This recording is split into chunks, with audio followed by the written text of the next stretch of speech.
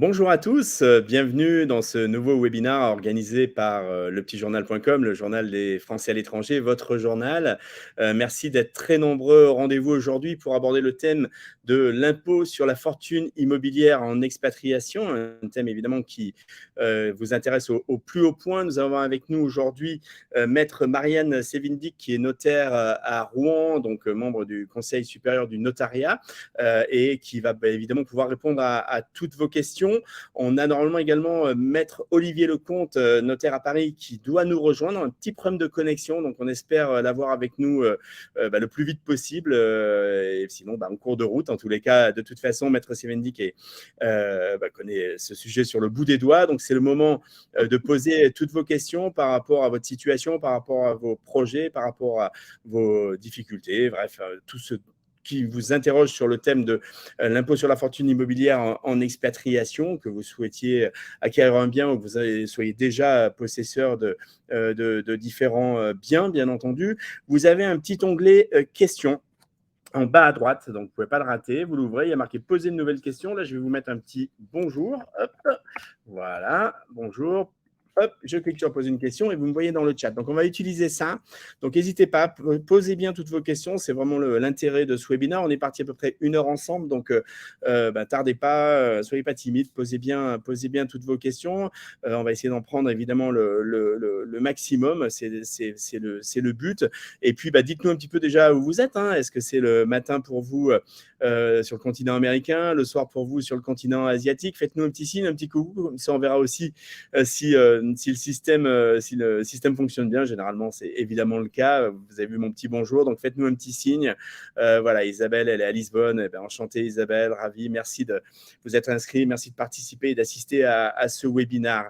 Je vous rappelle également que ce webinaire sera disponible en replay dans quelques minutes à la fin du webinaire. Vous recevrez un mail évidemment pour le lien du replay. Donc n'hésitez pas, si vous ne pouvez pas assister à tout ou si vous avez raté le début, n'hésitez pas à le revoir. Le webinaire sera également disponible dans un article qu'on publiera dans une semaine, 10 jours maximum sur lepetitjournal.com avec une vidéo YouTube qui sera embedée. Donc partagez-le aussi auprès de vos amis, vos collègues, vos connaissances qui sont intéressés par ce sujet mais qui ne s'étaient peut-être pas inscrits, qui n'avaient pas vu ou qui ne savaient pas. Voilà, le but, c'est vraiment que le maximum de personnes puissent y assister. Et puis, une fois de plus, vous poserez vos questions. Je vais tout d'abord laisser la parole à Marianne. Marianne, pour vous présenter en quelques mots avant de démarrer un petit peu dans le vif du sujet. Bonjour Marianne, c'est un plaisir de vous retrouver. Bonjour Hervé, merci. Le plaisir est partagé. Je suis notaire à Rouen, une appétence pour l'international à travers plusieurs fonctions, mais aussi à travers mon métier au quotidien. Je fais partie de la mission Europe et de la mission internationale auprès du Conseil supérieur du notariat. Donc, le Conseil supérieur du notariat œuvre beaucoup à l'international, aussi pour aider les Français qui sont installés à l'étranger. On a un bureau plus particulièrement pour les Français de l'étranger et je suis également membre de ce bureau. Je fais aussi partie du CNUE. Pour ceux qui connaissent moins, c'est le Conseil des notariats de l'Union européenne. Et je suis la France est président du groupe de travail Succession. Et on réforme actuellement, on travaille sur un projet d'amélioration du règlement européen Succession. Voilà, et j'aurai le plaisir, si Olivier me rejoint, d'animer ce webinaire sur l'impôt sur la fortune immobilière. Voilà. Sinon, je suis en Normandie. Je vois qu'il y a énormément de monde sur le chat. Un peu de partout. Et aujourd'hui, j'ai la chance d'avoir du soleil en Normandie. Donc voilà, je tenais à le préciser. Il fait beau en Normandie. Bon, voilà. Super. Merci Marianne. Allez, on va saluer un peu nos internautes. Joël qui est à Hong Kong, Denise à Hambourg, Georges à Varsovie, Annie qui est aussi à Hong Kong, Bernard qui est à Montréal, Magali au Vietnam, Benoît à Shanghai, Anna à Rome, Caroline à Hong Kong, Bernard à Jakarta. Super, ça fait vraiment plaisir et Philippe à Johannesburg. Ça fait plaisir de vous voir tous les internautes. Laura au Liban, allez, c'est sympa. On va démarrer. Moi, je vais vous poser poser peut-être une première question, et puis après, on prendra rapidement les questions des internautes. Hein. Posez bien vos questions, les internautes, avec le petit onglet questions en bas à droite. Marianne, moi, je vais vous poser une première question. C'est en fait, quand est-ce qu'on est soumis à l'impôt sur la fortune immobilière? Est-ce qu'il y a un seuil? Est-ce qu'il y a enfin, j'imagine qu'il y a forcément des conditions. Est-ce que vous pouvez peut-être déjà nous poser un petit peu qu'est-ce que c'est cet impôt sur la fortune immobilière, cet IFI? Oui. Alors, à qui ça s'adresse? On va toucher les personnes dont le patrimoine net, donc après déduction de certaines dettes, hein, le patrimoine net taxable supérieur à 1,3 million, hein, 1,3 million d'euros. Mais on dit que dès que le seuil est atteint, vous serez taxé à partir de 800 000 euros. Alors, pour ceux qui ne connaissent pas les tranches, il y en a 5 vraies, une fausse. Pourquoi je dis ça? C'est parce qu'en réalité, il y a 6 tranches, mais la première, elle ne fait pas peur. Elle est à 0%. De 0 à 800 000, vous êtes à 0%. Puis, entre 800 et 1,3 million, vous êtes à 0,5. Entre 1,3 million et 2,5 millions, un peu plus, à 0,7. Et vous voyez, on augmente. La dernière tranche, quand même, c'est plus de 10 millions d'euros et on est à 1,5%. Petite précision sur la première tranche, la vraie, quand vous êtes entre 1,3 million et 1,4 million, vous avez un système de décote pour ne pas aggraver le montant de l'impôt. Très bien. Est-ce que un non-résident fiscal français peut-il être soumis à l'IFI en France? Un non-résident fiscal français, oui, bien sûr, bien sûr. Quelle que soit sa nationalité, d'ailleurs, toutes les personnes domiciliées hors de France seront imposées à l'impôt sur la fortune immobilière pour tous les biens immobiliers qu'ils détiendront en direct, hein, quand vous êtes propriétaire d'un appartement, d'un bien, d'un terrain, voilà, de l'immobilier, ou indirectement via des sociétés, par exemple. Donc, oui, un non-résident fiscal français pourra être soumis à l'IFI en France. D'accord. Mais c'est valable, par exemple, aussi si on a une société civile immobilière. Tout à fait. Tout à Oui. fait. Ça touche. Aujourd'hui, tous les titres de société seront imposables à hauteur de ce qu'ils ont dans leur patrimoine. Donc, ça veut dire que si dans ma société, j'ai que de l'immobilier, ben, je serai imposé sur la totalité. Mais si j'ai une partie en immobilier, je serai imposé à hauteur de cette partie-là. Hein, les règles ont un peu changé là-dessus, donc je tenais à le préciser. Parce qu'avant, on avait un système de prépondérance immobilière où quand on dépassait un 50% par le groupe familial qui détenait ces sociétés. Aujourd'hui, ce n'est pas du tout le cas. C'est les types de sociétés seront imposables à hauteur du pourcentage de la fraction qu'ils détiendront sur des immobiliers. D'accord, très bien. Allez, on va commencer à prendre les questions des internautes. On a une question d'Isabelle qui demande comment estimer la valeur entre actifs et passifs. Ça, c'est. Alors, comment estimer?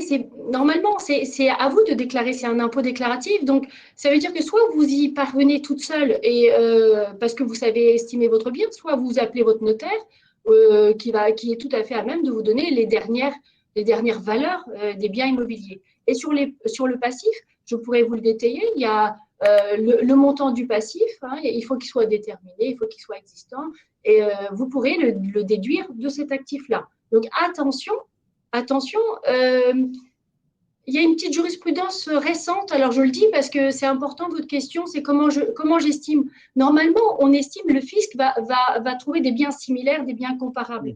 Et aujourd'hui, quand vous avez des biens d'exception, il y a, je ne sais plus si la dernière décision de justice est du début de l'année ou de la fin de l'année, c'était un bien exceptionnel qui n'avait pas de comparaison possible. Et le contribuable avait donné une valeur beaucoup moindre, enfin inférieure à ce que estimait le fisc.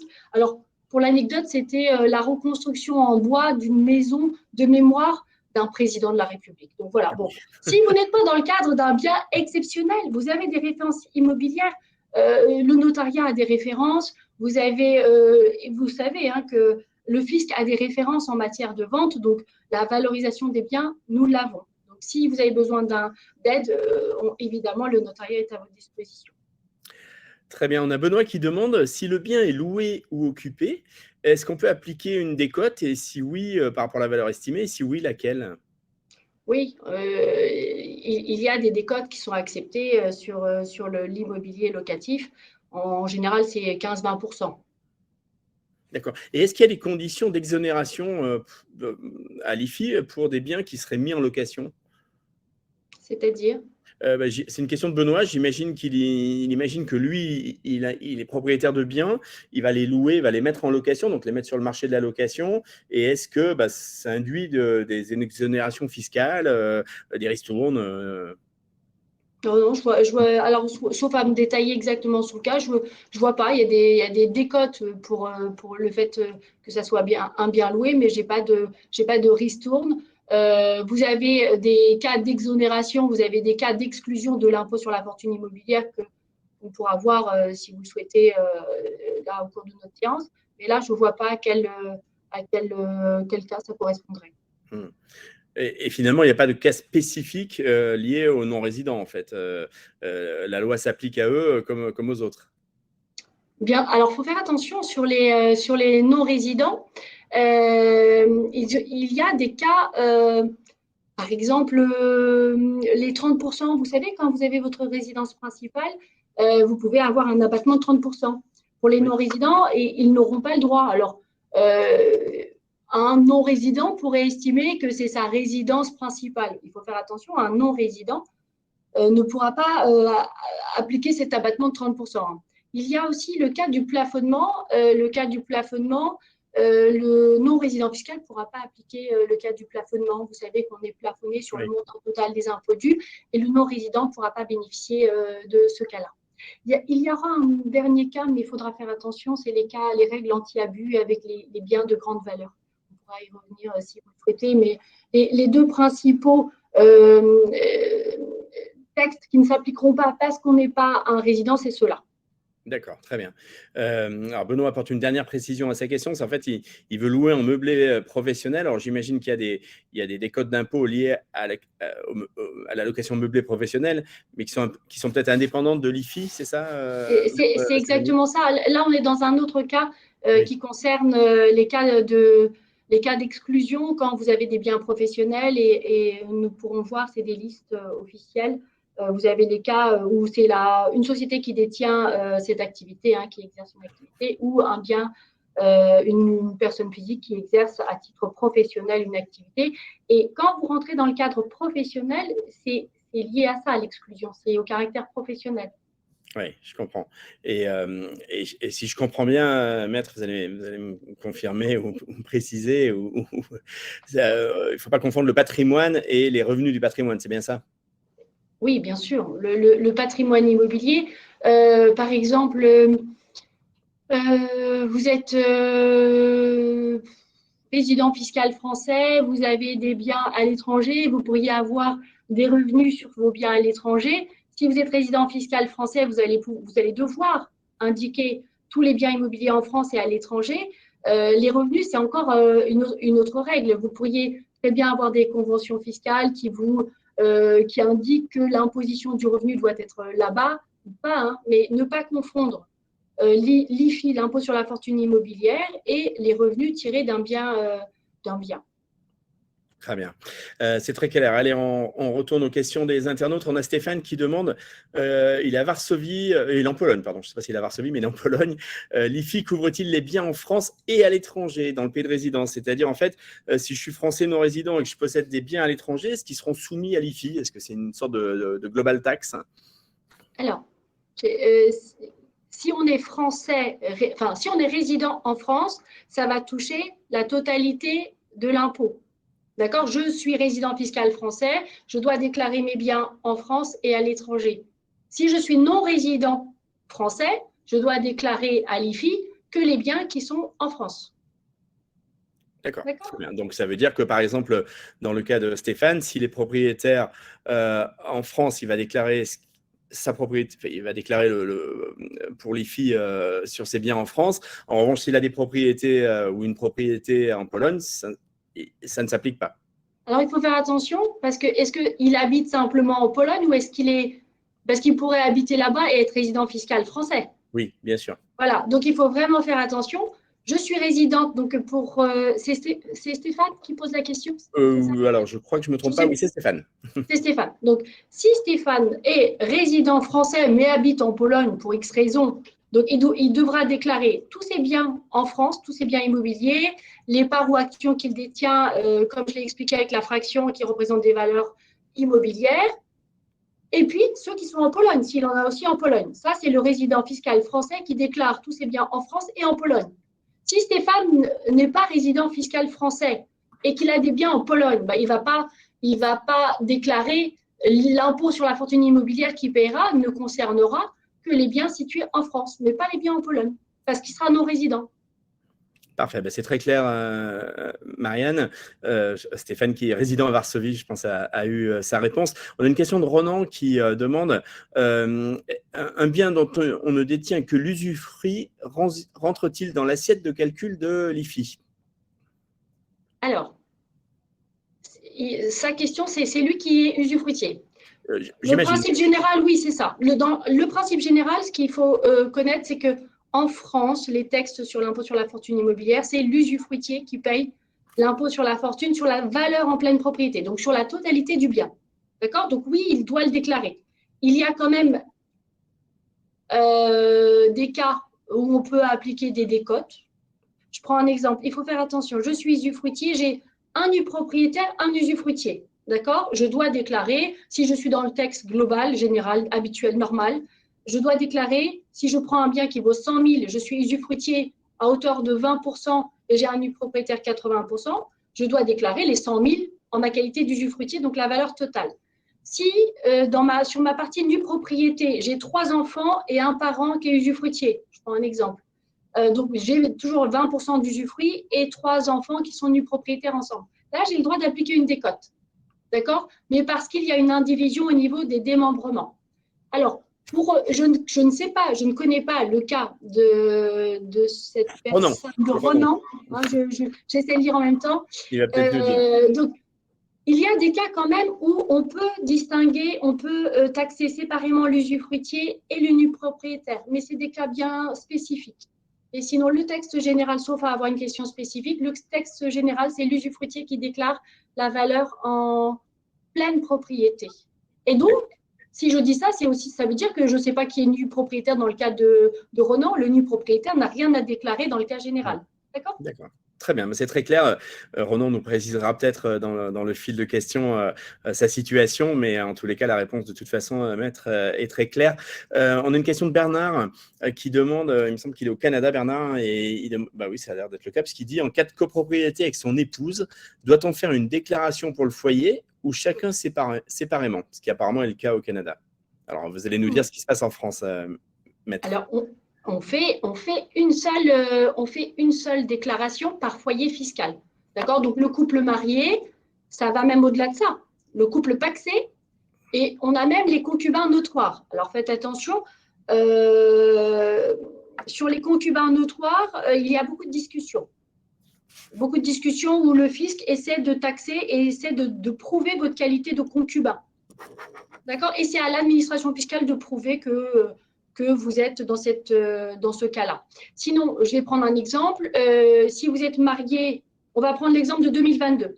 Si vous êtes marié l'année dernière, je prends les cas extrêmes parce que comme ça va répondre au cas général. Si vous êtes marié l'année dernière, marié ou pacsé, mais vous dites, parce que vous savez qu'en France, on a le choix de faire des déclarations séparées la première année, mais dans ce cas-là, vous devez quand même faire une déclaration IFI commune, d'accord? Et comme vous avez 2 déclarations d'impôt sur le revenu, il y en a un des deux qui va envoyer la déclaration d'impôt sur la fortune, qui doit regrouper la totalité des biens. Alors, je peux citer l'exemple des gens qui ont divorcé l'année d'avant. Donc, là, si vous êtes dépaxé, on est en 2022, je me suis dépaxé en 2021 ou j'ai divorcé en 2021, chacun fera sa déclaration d'impôt sur la fortune immobilière. Hein, j'essaie de vous démontrer par ces exemples-là qu'on parle bien d'un foyer fiscal. Donc, c'est bien une imposition commune. Alors, le cas un peu plus triste, mais malheureusement, je connais ces cas-là assez fréquemment, c'est le cas du notaire avec une succession, le règlement d'une succession.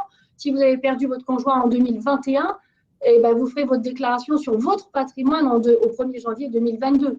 Et si vous êtes, vous, héritier, et qu'on se rend compte que les déclarations fiscales n'ont pas été faites, c'est à l'héritier, il remplace la personne qui est décédée. Il doit faire cette déclaration dans les 6 mois du décès. D'accord? Donc, c'est bien par foyer, c'est bien sur la totalité. Puis, Je vous ai cité quelques exemples un peu extrêmes. C'est le cas du nouveau marié, nouveau pacsé ou nouveau dépaxé, nouveau veuf. Voilà. Très bien. Bah, écoutez, c'est très clair. On a une question d'Arnaud qui demande, qui est évidemment intéressante. Alors, je ne sais pas où est Arnaud, mais peu importe. Donc, il est non-résident fiscal et il est détenteur d'un bien immobilier en France. Et il demande, doit-on faire une déclaration d'impôt en France si on n'a pas de revenus imposables en France et qu'on estime son bien sous la barre des 1,3 million d'euros. Donc, là, si on parle de l'IFI, en fait, lui, il estime son bien qui est sous le montant plancher. Du coup, est-ce qu'il faut quand même faire une déclaration? Alors, la déclaration IFI, elle est obligatoire dès lors que vous rentrez dans le seuil. Donc là, le seuil, donc il estime qu'il n'est pas dans le seuil des 1,3 million, donc pas d'IFI. Et s'il n'y a pas de revenus imposables en France, donc il n'y a rien à déclarer en France. Oui, donc finalement, c'est comme un résident fiscal français qui a un bien qui est en dessous de cette barre-là et il ne va pas déclarer à l'IFI pour qu'on lui dise qu'il n'a rien à payer. Alors, je vais mettre… Ah, bonjour Oh, miracle! Olivier. Excusez-moi, Quel bonjour. Bon, voilà, les plaisir! problèmes techniques sont résolus. Eh bien, écoutez, allez, on laisse Marianne répondre et après, je vous donne la Alors, parole à Olivier pour vous présenter en quelques mots. Alors, il y a quand même un cas, puisque c'est la question, on lit Arnaud, mais c'est peut-être Julienne, c'est peut-être un nom de famille, Ah oui, Hervé, enfin peut-être, mais bon, en tout cas, la réponse, il y a un cas où on peut quand même si, si on est justement limite dans le seuil, on peut faire une déclaration, mais spécifiquement, hein, même s'il n'y a pas de… si on pense être limite ou un tout petit peu en dessous d'1,3 million, on peut le déclarer pour faire jouer la prescription abrégée. Hein, et si on ne le déclare pas, eh ben, la prescription sera de 6 ans. Donc, c'est pour, j'allais dire, le faire pour gagner une année à chaque fois de non-contestation après sur la valeur. Hein, j'allais dire, on renvoie la balle un peu au fisc, quoi. Très bien. Allez, merci Marianne. On a la chance qu'Olivier, Maître Olivier Lecomte ait pu se connecter et régler les problèmes techniques. Tant mieux. C'est un plaisir de vous retrouver, Maître. Je vous donne juste la parole en quelques mots pour vous présenter. Vous êtes notaire à Paris, mais dites-nous un petit peu aussi vos spécialités par rapport à nos expatriés. Deux spécialités. La première, c'est une spécialité en droit fiscal, puisque je suis diplômé d'un master de droit fiscal à Paris-Dauphine. Et la deuxième spécialité, c'est que je suis spécialiste en droit international. Donc, je traite beaucoup des problèmes de gens expatriés ou impatriés sur des successions, des achats. Je vais me permettre, je vais ajouter deux choses, Marianne, et puis je te remercie d'avoir démarré. Et je te laisserai même continuer, je ferai des rajouts puisque tu es déjà bien démarré. Je vois que tu as bien développé le sujet. Deux points, puisque tu parlais tout à l'heure sur l'IFI, dans le cas d'une succession, tu faisais mention du fait que parfois on avait l'obligation, nous, notaires, de vérifier si les personnes avaient bien déclaré leur IFI. Et le problème, c'est qu'au moment des successions, généralement, les gens se rendent compte que leurs parents n'ont pas déclaré les biens immobiliers à l'IFI et qu'on dépasse les seuils des 1,3 million. D'autant plus que si on ne les déclare pas à ce moment-là au vrai prix, on se retrouve avec des plus-values. Et donc, la prescription est de 6 ans en la matière. Donc, avec 0,2 points d'intérêt de retard, et puis des pénalités pour dépôt tardif qui peuvent aller jusqu'à 40%. Donc, il faut quand même bien déclarer son IFI. Ça, c'est le premier point. Le deuxième point, tu attirais bien l'attention pour la question précédente sur l'intérêt de déclarer les biens à l'IFI, même si on est en deçà du seuil d'1,3 million. Et je partage complètement ton avis parce que l'administration fiscale pourrait considérer que le bien que nous, on pense est évalué à 1,2 million vaudrait 1,6 million. Et si on l'a déclaré, l'administration fiscale a 3 ans pour venir rediscuter la valeur de ce bien, alors que si on n'a rien déclaré, ils peuvent revenir 6 ans en arrière et nous redresser sur 6 ans.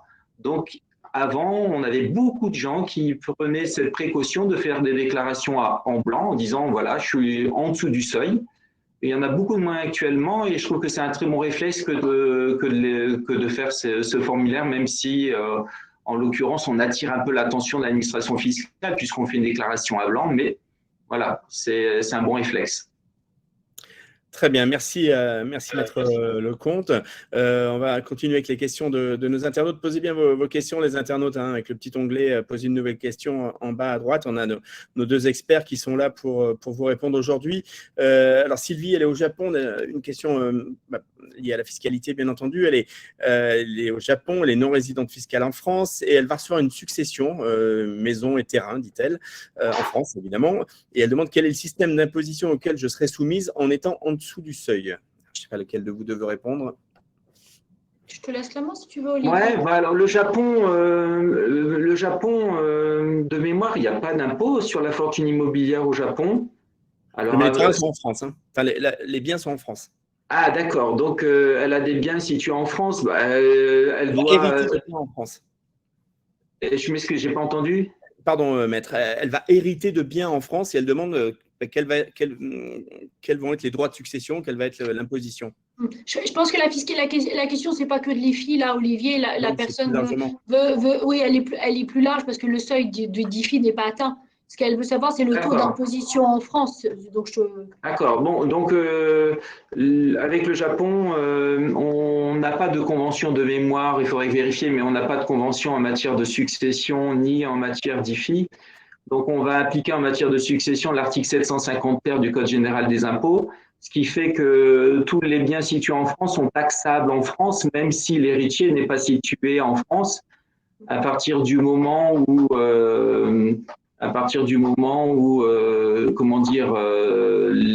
les biens sont situés en France ou que le DQ juste était situé en France. Donc, elle va devoir consulter un notaire pour s'assurer que ces points-là sont bien remplis. Elle aura un abattement de 100 000 euros et sur la quote-part qu'elle hérite, et au-delà, elle va être dans les tranches à 20 points avec un abattement, enfin avec une raréfaction de 1 808 euros pour tenir compte de la progressivité des tranches. Et puis, si elle dépasse un certain montant, elle passera peut-être dans des tranches supérieures à 30, 35, voire jusqu'à 41%. Ça, c'est en matière d'impôt de succession. En matière d'IFI, elle va devoir vérifier que sa quote-part héritée en France ne dépasse pas 1,3 million parce qu'elle va être redevable de l'IFI pour la simple raison qu'on utilise l'approche territoriale. C'est-à-dire qu'une personne qui est résidente en France paye l'IFI sur les biens qu'il possède dans le monde entier. Mais un non-résident, lui, n'est redevable de l'IFI que sur les biens situés en France. Donc, ces biens peuvent être tenus de façon directe par elle ou de façon indirecte à travers des sociétés. Mais si la quote-part qu'elle détient est supérieure à 1,3 300 000, elle fera une déclaration IFI. Et elle paiera de l'impôt en France. C'est très clair. Merci pour cette réponse. On a Edmond là, qui nous alerte. Il a passé déjà 2-3 postes. Alors, je ne sais pas où il est, mais enfin, il nous alerte sur. Il dit l'importance de ne pas cocher la case de la déclaration des impôts pour les revenus mondiaux. Alors, est-ce qu'il y a Marianne, est-ce qu'il y a des spécificités à connaître concernant cette déclaration? Est-ce qu'il y a des formulaires en particulier? Alors, je pense que le mieux, c'est certainement de se retourner vers un notaire, mais est-ce que, effectivement, c'est important de ne pas déclarer cette sorte. Il est au Paraguay, Edmond, cette sorte d'exit tax. Alors, sur les imprimés, moi, je ne vais pas rentrer dans le détail parce que je ne les connais pas tous parfaitement. Et la seule chose, c'est que sur des imprimés, vous avez l'imprimé 2042 IFI à compléter. Et puis, dans certains cas, quand vous n'avez aucun revenu sur le bien, c'est un autre imprimé à compléter. Sur la case de la déclaration pour les revenus mondiaux, ça fait référence, je ne sais pas, tu penses à quoi, Olivier? Parce que moi, sur la question, Ouais, c'est parce qu'en réalité, quand tu cases la case des revenus mondiaux, ça veut dire que tu demandes, c'est l'administration fiscale qui veut savoir ça pour appliquer le taux effectif. Parce qu'en matière d'imposition, il faut que vous sachiez que des fois, il y a des biens des revenus qu'on perçoit à l'étranger, qui ne sont pas imposables en France, mais qui vont venir s'ajouter aux revenus de sources françaises pour monter le taux d'imposition. Et l'administration fiscale veut savoir. Alors, il y a des gens qui s'imaginent que le fait que ça ne soit pas imposable en France, ça ne va pas générer d'impôts, mais ça va quand même avoir un impact en France sur le pourcentage d'imposition des revenus de sources françaises. Donc, il faut le cocher. Sinon, il risque d'avoir fait une omission et d'avoir des difficultés à redressement avec l'administration fiscale. Oui, ça c'est pour le taux, le principe du taux effectif que l'on doit appliquer. C'est pour tenir compte de la progressivité de l'impôt. Je ne voyais pas ce dont la petite case qu'il évoquait, mais effectivement, c'est la progressivité de l'impôt. Si vous ne le dites pas, vous fraudez sur le pourcentage qui aurait été appliqué si vous aviez réintégré ces revenus-là. Si les revenus ne vont pas être taxés, c'est le montant qui va être pris en compte pour dire, voilà, on atteint ce seuil-là, cette tranche d'imposition-là, c'est pour tenir compte de cette progressivité. Voilà, donc en effet, il faut pas oublier de cocher les bonnes cases, sinon on paye moins d'impôts et c'était pas ce qu'attendait le fisc. Bon, après, pas vu, pas pris, mais c'est dangereux, quoi. Moi, non, je ne le conseille pas. Hein. Voilà. Bon, très bien. Allez, on va continuer avec les questions des internautes. On est à la moitié de ce webinaire, donc posez bien toutes vos questions. On a nos deux experts qui sont là et qui vont pouvoir vous répondre. Je vous rappelle que ce webinaire sera également disponible en replay quelques minutes après la fin du webinaire. Donc, vous pourrez le revoir si vous avez raté le début ou voir la fin si vous ne pourrez pas rester avec nous jusqu'à la fin. Voilà, donc vous avez le petit onglet, évidemment, poser une nouvelle question. On a Denise qui est à Hambourg, qui demande comment la succession se fait-elle quand il y a eu donation? C'est-à-dire, s'il y a eu une donation, est-ce que le bien va être réévalué ou est-ce que comment ça rentre dans la déclaration pour l'IFI, ou est-ce que c'est, il n'y a ni décote ni surcote?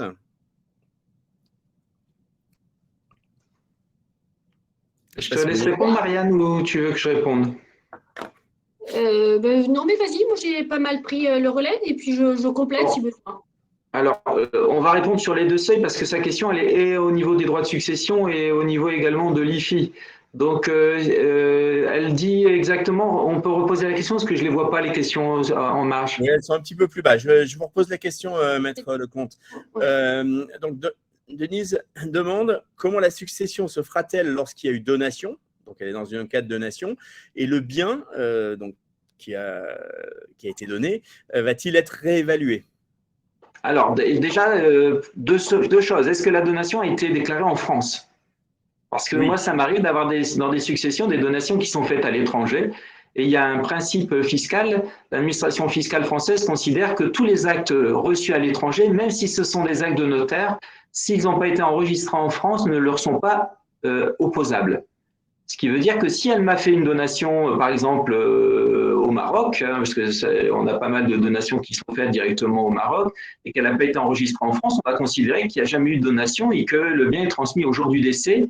Et donc, on mettra dans la succession le bien pour sa valeur au jour du décès. Il sera taxable en totalité, comme s'il n'y avait jamais eu de donation et l'abattement n'a pas eu l'occasion de se recharger. Ça, c'est le premier cas de figure. Deuxième cas de figure, sa donation a été faite en France ou elle a été faite à l'étranger, mais enregistrée en France. Donc, elle a peut-être été, elle a peut-être été faite il y a plus de 15 ans. Si elle a été faite il y a plus de 15 ans au moment du décès, on n'en tiendra pas compte. On considérera que le bien a été donné, qu'il n'est plus à réintégrer dans la succession et on ne s'occupera pas de savoir quelle est sa valeur. La valeur, elle aura un impact au moment de la vente pour le calcul des plus-values, mais elle n'aura pas d'impact au moment du décès. Troisième possibilité, la donation a bien été enregistrée en France, mais elle a été faite il y a moins de 15 ans. On ne tiendra pas compte de la valeur du bien fiscalement. On est en matière de fiscalité là, on n'est pas en matière de droit civil. On ne tiendra pas en compte la valeur du bien au jour du décès. Par contre, si la donation a été faite il y a moins de 15 ans, l'abattement des 100 000 euros ne sera pas rechargé et on commencera à taxer le surplus qui n'a pas été donné et qui est dans la succession, l'argent, le reste de l'immobilier, dans les tranches sans pouvoir bénéficier de l'abattement de 100 000 euros. J'espère que j'ai été assez clair, c'est compliqué. Hein. Non, c'est très clair. Oui, petite précision, peut-être envoyer cette personne, je crois qu'on peut les revoir en replay, en matière de donation internationale. Olivier et moi, avec vous, on avait fait un webinaire sur les donations internationales. Donc, elle pourra revoir toutes ces indications-là. Tout à fait. On va remettre les internautes, avec l'article qui va paraître la semaine prochaine sur lepetitjournal.com, vous aurez la vidéo du jour, mais on remettra le lien et la vidéo du webinaire qu'on avait animé il y a à peu près une année. Oui. Alors, peut-être une dernière remarque, c'était sur les 15 ans, parce que, comme le disait Olivier Lecomte, on part du jour du décès et on remonte, là, actuellement, on remonte sur 15 ans. Donc, on tiendra compte de vos donations sur les 15 dernières années. Mais c'est le rappel, c'est la dernière loi qui s'appliquera au moment du décès. Si elle dit 5 ans, ben, ça sera 5 ans. Si elle dit 15, toujours, ça sera toujours les 15 ans. Mais c'est la loi fiscale applicable actuellement qui a induit notre réponse. Actuellement, on est à 15 ans de rappel fiscal. Donc, toutes les donations faites dans ce délai seront prises en compte. Et si elles ont déjà utilisé les abattements de 100 000 pour tout ce qui est officiel, déclaré, etc., quand tout est clair, en fait, pourquoi on vous dit ça? C'est parce que si vous avez déjà utilisé les 100 000 euros et si vous avez déjà empiété sur les premières tranches d'imposition, au moment de la succession, vous commencerez sur les tranches d'après. Donc, si les basses tranches ont déjà été utilisées 5, 10, 15 par exemple, vous commencerez tout de suite, si vous aviez déjà atteint la tranche à 20%, vous serez taxé à partir de 20%. Donc, vous voyez, c'est très complexe. Donc, là, on répond rapidement à vos questions, mais une analyse plus approfondie est requise par moment. Oui, et puis, puisqu'on est en matière d'IFI, si au moment de la succession, il y a un impôt sur la fortune dû au 1er janvier et qu'il n'est pas payé, celui-ci viendra en passif de la succession. Donc, il ne faudra pas oublier de le déduire. Très bien. Allez, on reprend les questions des internautes. On a une ou deux questions. On avait déjà abordé un petit peu le point au début, mais peut-être que c'est important de l'éclaircir pour nos internautes autour des loueurs meublés professionnels ou non professionnels. D'ailleurs, donc on a Arnaud qui demande si le bien est loué en LMNP, donc non professionnel, avec un résultat imposable nul et une évaluation sous 1,3 million d'euros, est-ce qu'on est tenu de déclarer quand même ? Là, le fait d'être en loueur meublé professionnel ou être en loueur meublé nu ou en professionnel, en loueur meublé professionnel, c'est un bien exonéré d'IFI puisque c'est un bien professionnel. Lui, il est en loueur meublé non professionnel, donc ça va rentrer dans les tranches, dans les biens taxables à l'IFI. Maintenant, quand il me dit mon bien est en deçà d'1,3 million, il faut qu'on s'entende sur le seuil. C'est l'immeuble vaut moins d'1,3 million. Si c'est le cas, il n'est pas obligé de le déclarer. Mais si l'immeuble vaut plus d'1,3 million, mais déduction faite après du passif qui est lié à l'immeuble, c'est-à-dire de l'emprunt en descendant en dessous d'1,3 million, là, il sera obligé de déclarer le bien à l'IFI parce que l'immeuble, en valeur vénale brute, est supérieur à 1,3. Donc, on doit retenir en réalité la valeur de l'immeuble. Si l'immeuble vaut plus d'1,3 million, on fait la déclaration IFI, même si après abattement et après déduction du passif, on n'est pas redevable de l'IFI parce qu'on est en dessous du seuil d'1,3. Je pense que cet internaute, peut-être qu'il a lu quelques commentaires de la réponse ministérielle gros, non, c'est peut-être ça, parce qu'il y a peut-être une confusion sur les locations meublées, professionnelles ou pas professionnelles, avec des seuils. Donc, il faut faire attention, ne pas mélanger, est-ce qu'on est en professionnel, la location meublée, il y a des seuils, mais je ne pense pas que ça corresponde au cas de notre internaute. D'accord. Très attention, sinon il pourra regarder, il fait peut-être à l'allusion à la réponse ministérielle gros et fera ça. C'est deux réponses très importantes en matière d'impôt sur la fortune immobilière qui viennent apporter des précisions. Quand je transmets une entreprise individuelle qui fait de la location meublée professionnelle, donc ça, il y a cette question-là. Et l'autre question, c'était dans la réponse ministérielle gros de mémoire, c'est une comparaison. Il est question de 50% des recettes, mais faites attention, est-ce que je suis en professionnel ou pas en professionnel? La question, il faut déjà commencer par analyser la situation à cette étape-là. Et un petit complément, il nous dit mes revenus sont négatifs. L'air de dire parce qu'ils sont négatifs, je ne suis pas tenu de déclarer l'IFI. L'IFI n'a rien à voir avec le fait que le bien soit avec des revenus positifs ou négatifs. Voilà, l'IFI est due dès qu'on est détenteur d'un bien en France et quel que soit que le bien soit frugifère ou pas, c'est-à-dire qu'il génère des loyers en actif ou en passif, il n'y a pas de problème. Oui, c'est pour ça que je pensais à cette réponse gros qui parle des recettes annuelles. Donc peut-être qu'il y a une petite confusion Ouais. parce qu'on se raccroche à certaines notions, mais qui ne sont pas adaptées à la situation, là. D'accord. En revanche, vous confirmez à Yann qui nous écrit que les loueurs meublés non professionnels, du coup, donc comme c'est des entreprises, ne sont pas redevables à l'IFI. Les loueurs meublés non professionnels sont redevables de Les l'IFI. loueurs meublés Là, professionnels, là, c'est excusez-moi. professionnel, Ah c'est oui, du LMP. professionnel, oui. Oui, parce que c'est un bien professionnel. C'est comme si c'est son outil de travail. Parfait, très bien, c'est très clair. Allez, on a une question de Bernard. Alors, Qui- juste une Oui, petite précision, parce que je pense que l'internaute, il y a une autre question dans sa question, c'est plus le niveau de revenu du loueur en meublé par rapport aux autres revenus, à mon avis, sa question.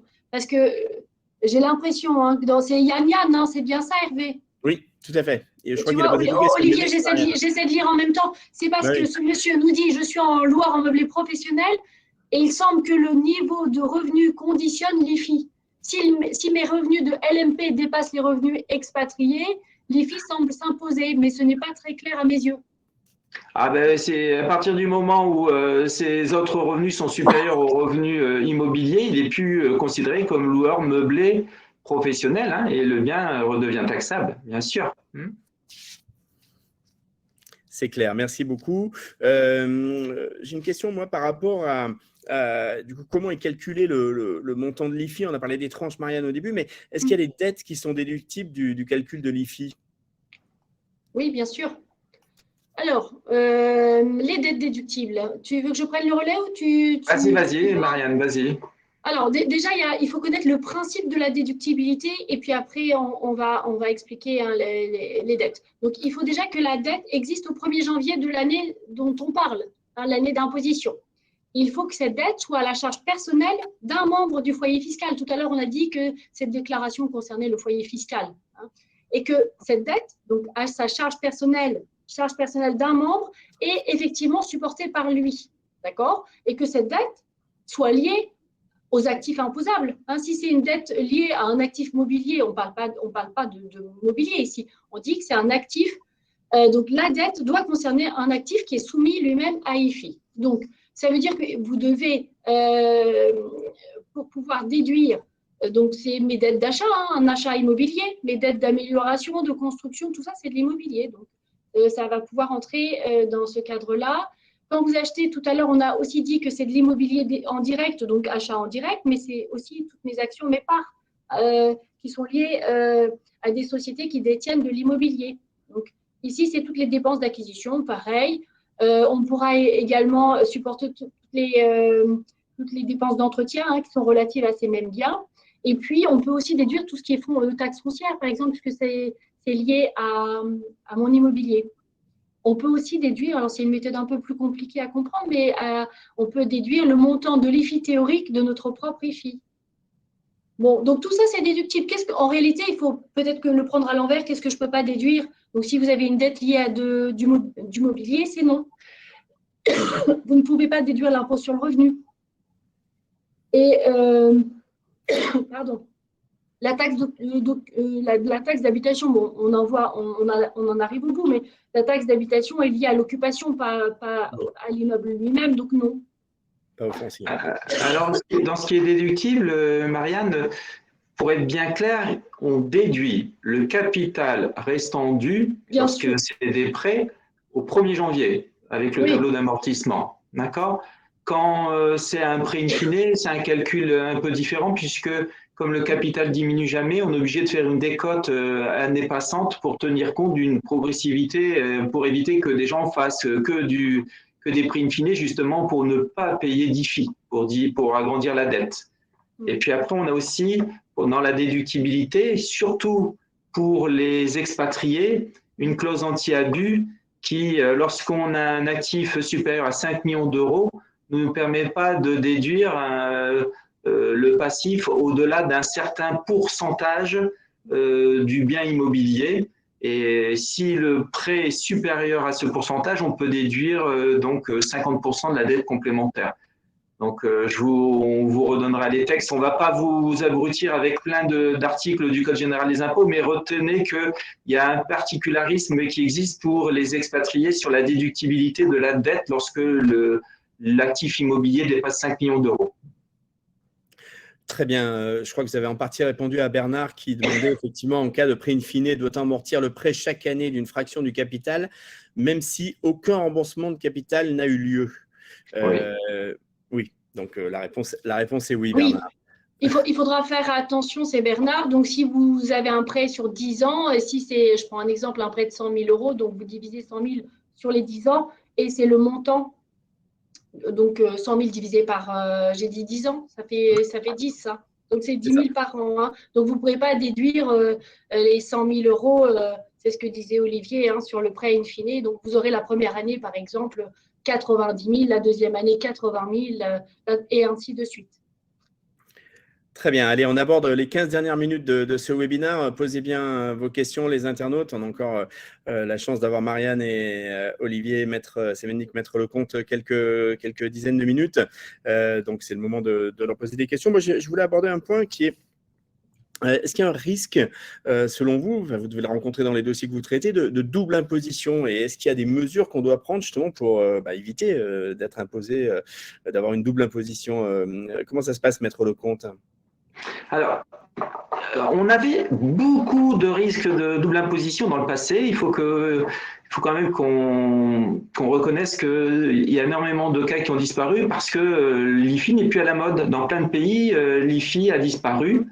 Enfin, du moins, l'ISF a disparu et a été remplacé par l'IFI dans certains pays, voire complètement a disparu dans d'autres. Donc aujourd'hui, par exemple, on va prendre, puisqu'on parle des risques de double imposition, prenons la Suisse. La Suisse est encore un des pays dans lesquels on a de l'impôt sur la fortune immobilière et en la matière, donc, on a un risque de double imposition, puisqu'il y a une imposition au niveau cantonal, au niveau de la Suisse, et en fonction des cantons, le taux change. Donc, soit le pays avec lequel il y a un échange avec la France connaît une convention pour éviter la double imposition, soit vous n'en avez pas. Donc, s'il n'y a pas de convention pour éviter la double imposition, la France a créé un système pour éviter qu'il y ait une double imposition. C'est l'article 980 du Code général des impôts qui permet donc d'avoir un crédit d'impôt. C'est une sorte d'imputation. Alors, c'est limité parce que faut que vous sachiez que la France considère que tout ce qui est situé en France doit être taxé en France et que les autres pays n'ont pas le droit de venir prendre de l'impôt sur les biens situés en France. Et que si un autre pays vient prendre de l'impôt à la l'IFI sur ce qui est en France, la France dit, moi, ce n'est pas mon problème. Débrouillez-vous avec l'autre pays et tant pis si vous avez une double imposition. Donc, la France, en ayant pris cette position, considère que si elle a pris de l'impôt sur la fortune immobilière sur un bien situé à l'étranger, elle veut bien, dans ces cas-là, vous donner un crédit égal au montant de l'impôt que vous avez payé à l'étranger, qu'elle viendra vous déduire en France pour vous éviter une double imposition.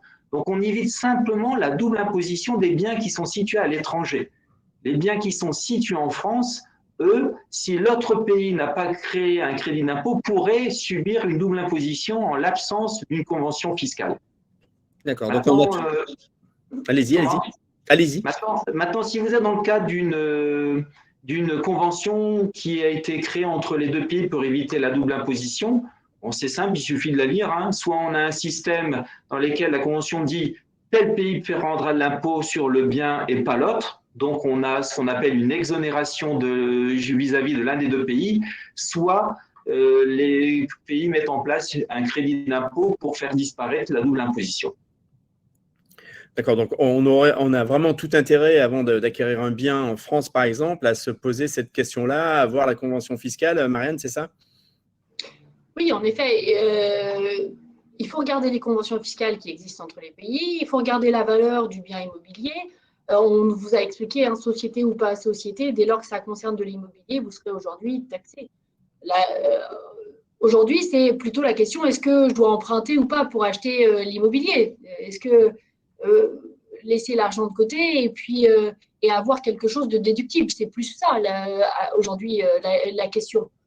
Et je dirais que oui, il faudrait investir, regarder les conventions fiscales. Si on a, s'il n'y a pas de convention, si on va être taxé, est-ce que je ne vends pas mon immobilier? C'est aussi une question.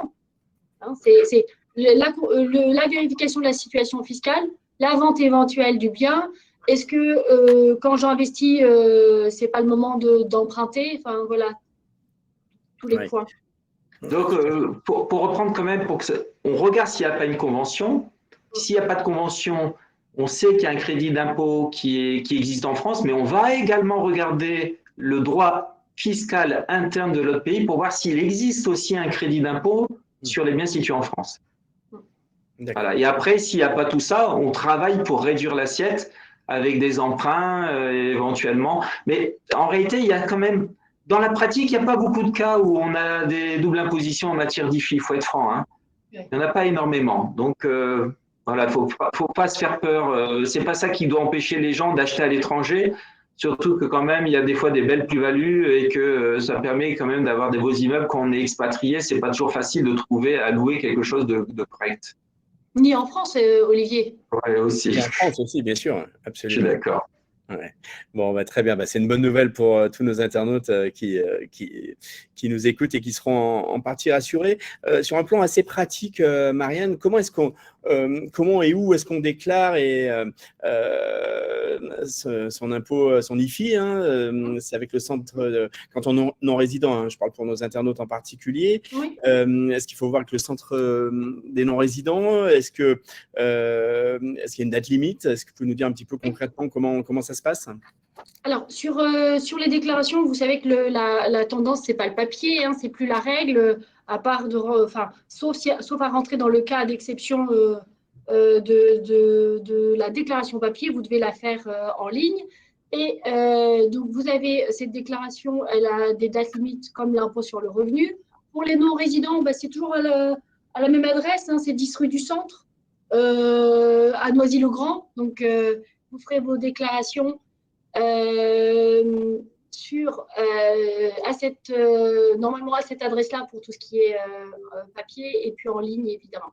Sur le paiement, sur les déclarations, d'abord peut-être le paiement, hein, vous devez payer, vous recevrez un rôle, hein, comme pour tout impôt, et vous pourrez le payer de manière dématérialisée. Et les moyens de paiement changent aussi. C'est peut-être important de dire sur les moyens de paiement, hein, quand il y a des petits seuils comme 300 €, vous pouvez payer en ligne ou avec le petit type avec lequel on payait avant. Et si c'est supérieur à 300 €, vous devrez payer de manière dématérialisée. Pour les impôts qui sont supérieurs à 10 000 €, avec l'accord de l'administration fiscale, je le dis parce que peut-être que tout le monde n'y pense pas ou ne le sait pas, vous avez un moyen de paiement par remise d'œuvres d'art ou d'objets de collection. C'est au-delà de 10 000 € et vous devez avoir l'agrément du service des impôts. Hein. Alors, pour en revenir au délai, pour déposer, vous avez sur le délai dématérialisé, je vais regarder quand même parce que vous savez qu'on a le délai et puis après, il y a des zones pour lesquelles vous avez un peu de rallonge pour faire cette date limite, hein, de déclaration. Pour le délai papier, c'est 31 mai, 23h59, 31 mai donc 2022. Et le dématérialisé, donc vous aurez, pour les non-résidents, puisque c'est surtout ça qui nous intéresse, le mardi 24 mai 2022 à 23h59. Voilà. Donc, ne pas oublier le 23h59, soyez dans les délais. Du coup, c'est tout proche là. Il reste une petite semaine, 15 jours en papier. Donc, les internautes, va falloir vous pencher sur ce cas. Peut-être Maître Lecomte nous donner quels sont les grands points d'attention à retenir sur ce sujet par rapport à l'IFI pour nos internautes, justement, là, qui sont dans les derniers jours avant leur déclaration. Déjà, comme vous le disiez, pas vous brancher à la dernière minute, puisque j'ai eu du mal à me brancher tout à l'heure, donc des fois on a des problèmes de connexion. Non, ce qu'il faut surtout, c'est faire attention là sur les derniers points, sur ce qui doit être taxé ou pas. Alors là, les non-résidents, c'est facile, puisque vous avez compris que c'est tous les biens situés en France. Les biens situés en France, c'est les biens qui sont les biens immobiliers et les biens détenus de façon indirecte. Maintenant, il pourrait y avoir également quelques pièges. Notamment, vous pouvez être détenteur de titres situés en France qui eux-mêmes sont détenteurs de biens immobiliers à l'étranger. Donc, notamment, vous êtes propriétaire d'une SARL qui est détenteur de biens à l'étranger, bah, ça fait partie de votre actif à déclarer, il ne faut pas l'oublier, même si vous êtes non-résident, puisque la société, si elle est domiciliée en France, est taxable en France. Voilà. Oui, d'accord, c'est la même chose. Vous avez évoqué les SARL, on a évoqué les SCPI plus tôt, parce que je vois que si les parts de SCPI, elles entrent dans l'assiette de l'IFI, c'est ce que disait Maître Sevendic au début de l'entretien. Vous, Marianne, quels sont les points sur lesquels vous voudriez alerter nos internautes par rapport à ce sujet vraiment crucial, et puis aussi peut-être redire où est-ce qu'on peut trouver des informations peut-être pour se rapprocher d'un notaire, évidemment, qui puisse répondre à ces questions. Alors, juste pour terminer sur ce que je disais tout à l'heure, parce que j'ai dit la date du 24 pour les non-résidents pour pouvoir déclarer, mais n'oubliez surtout pas de la payer, tout simplement, c'est au mois de septembre. Hein, je vous ai dit quand vous recevrez le rôle, mais c'est pour vous indiquer quand même la période à laquelle vous serez amené à payer ou à être prélevé, c'est courant septembre. Sinon, moi, si j'ai un conseil, après, c'est surtout sur la valorisation des biens en réalité, parce que nous y sommes confrontés régulièrement et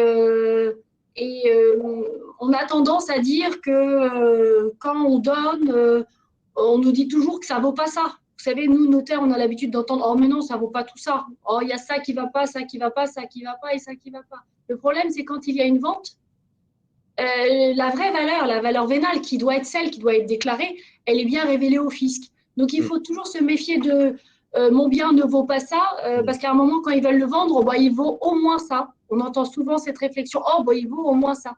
Donc, comme le disait Olivier, il y a quand même plusieurs années sur lesquelles le fisc peut remonter.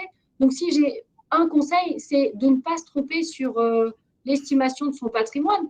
Et puis après, peut-être que ça sera le moment d'arbitrer, de créer du passif ou de faire différemment. Mais la valorisation, la base, elle est là. C'est déjà de connaître la valorisation de son patrimoine tous les ans, s'il y a eu des fluctuations importantes ou pas. Après, de connaître évidemment ce que l'on peut déduire ou pas. Est-ce qu'il y a des plafonds? Le prêt in fine, par exemple, on voit des personnes qui posent encore cette question-là. Les biens supérieurs à 5 millions. Est-ce que mon bien est un bien exceptionnel? Qu'est-ce que c'est qu'un bien exceptionnel? Allez voir si vous ne connaissiez pas encore, le fisc français a ouvert son fichier. Hein. Si vous tapez DVF et Talab, vous allez voir, vous irez dans le quartier qui vous plaît, hein, qui vous donne envie. Mais donc, normalement, vous pouvez retrouver toutes les valeurs, les vraies valeurs hein, sur lesquelles le fisc pourra aussi se baser. Après, donc résidence principale ou pas, quand on est non-résident, faites attention de détenir sa résidence principale via des sociétés peut vous faire perdre des abattements, hein, l'abattement de 30%.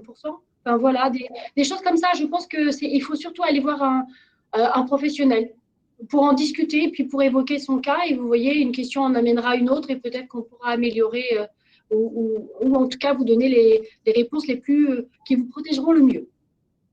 Bon, très bien. Ça va répondre à Laura qui demande est-ce qu'il faut suivre exactement la valorisation donnée par les notaires. Donc, c'est une bonne recommandation. Comment est-ce qu'on peut faire appel à un notaire? Comment est-ce qu'on peut… Bon, j'imagine que c'est pas très…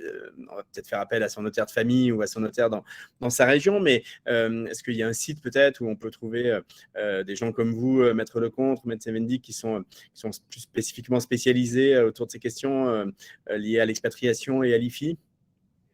Tu veux répondre, Olivier? Déjà, si vous êtes habitué avec un notaire, vous lui demandez franchement si c'est un spécialiste ou pas. En lui disant, voilà, si vous n'êtes pas spécialiste, dites-le moi. Et moi, on voit, il y a plein de notaires qui nous envoient des dossiers en disant, c'est pas notre spécialité, on va pas traiter. Nous, on a cette spécialité, mais on n'en a pas d'autres. Et on le dit tout simplement aux clients. Après, on peut regarder sur le site internet du notaire. Généralement, le notaire indique quelle est sa spécialité. Donc, c'est ce qu'il y a de plus simple. Je voulais simplement appuyer ce que tu disais également sur la valorisation qui est très importante parce qu'après, ça peut générer aussi des plus-values. Donc, voilà. Et tu veux dire quelque chose de plus, Marianne? Non, j'allais dire comme toi, je pense que quand on a celui qui vous connaît le mieux, c'est votre notaire. C'est un peu comme le médecin de famille, le notaire de famille, il vous connaît parfaitement, donc il va savoir, il connaît parfois mieux le patrimoine que les propres héritiers, donc par expérience, hein, je vous le dis. Après, comme le disait Olivier, si vous avez besoin d'un autre notaire qui viendrait en appui ou qui viendrait traiter un point particulier, nous, en tant que notaire, on n'est pas j'allais dire, on n'est pas gêné par le fait de partager nos connaissances avec d'autres confrères ou d'appuyer sur certains dossiers, certains héritiers qui ont des particularités. Ouais. Voilà, donc je pense que c'est le partage de nos spécialités, de nos connaissances qui est important. Et on ne trouvera pas un listing en disant je suis spécialiste en telle matière parce que les notaires on refuse de faire de la publicité sur nos compétences en matière déontologique. Donc c'est plus le bouche à oreille qui fonctionne. Très bien. Bah, écoutez, merci beaucoup, maître Marianne Sevendic, maître Olivier Lecomte. Merci pour votre présentation pendant 1 heure. Merci à tous les internautes pour avoir suivi ce webinaire sur la thématique de l'impôt sur la fortune immobilière, donc en expatriation. Vous avez bien compris qu'il vous reste quelques jours pour vous y pencher, vous rapprocher de votre notaire et faire votre déclaration. Donc, c'est le moment. Il faut y passer là un petit peu de temps. Vous pourrez voir dans quelques minutes ce webinaire en replay si vous avez raté le début ou si vous souhaitez simplement le revoir. Vous pourrez également le faire connaître à vos amis, connaissances, collègues qui seraient concernés ou intéressés par ce sujet et qui n'avaient pas pu s'inscrire. Il y aura un article dans lepetitjournal.com dans quelques jours avec également, j'ai bien noté, le lien vers le webinaire de l'année dernière sur les donations et les successions à l'international. Donc, comme ça, vous aurez 2 fois plus d'informations. C'était un plaisir de vous avoir, Marianne, Olivier. Merci à tous les internautes. Bonne journée, bonne soirée selon où vous êtes. Et puis, à très bientôt pour d'autres webinaires avec lepetitjournal.com. Merci beaucoup. Au revoir. Merci. Au revoir à tous. Au revoir à tous.